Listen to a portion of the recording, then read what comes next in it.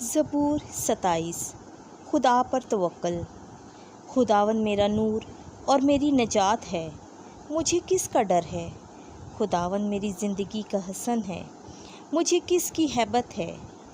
جب شریر یعنی میرے دشمن اور میرے مخالف میرا گوشت کھانے کو مجھ پر چڑھ آتے ہیں تو وہ ٹھوکر کھاتے اور گر پڑتے ہیں۔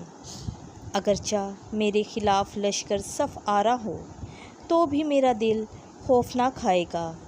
اگرچہ میری مخالفت میں جنگ برپا ہو تو بھی میں خاطر جمع رہوں گا۔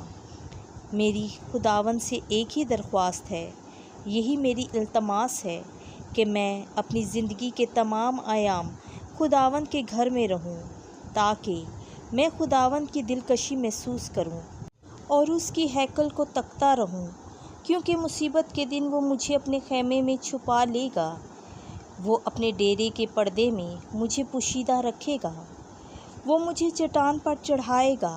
بس اب میں اپنے ارد گرد کے دشمنوں پر سرفراز کیا جاتا ہوں۔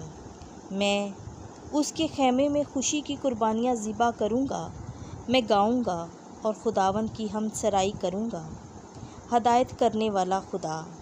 اے خداوند، میری وہ آواز سن جس سے میں پکارتا ہوں، مجھ پر رحم کر اور میری سن۔ میرا قلب تجھ سے ہم کلام ہوتا ہے، میرا چہرہ تیری تلاش میں ہے۔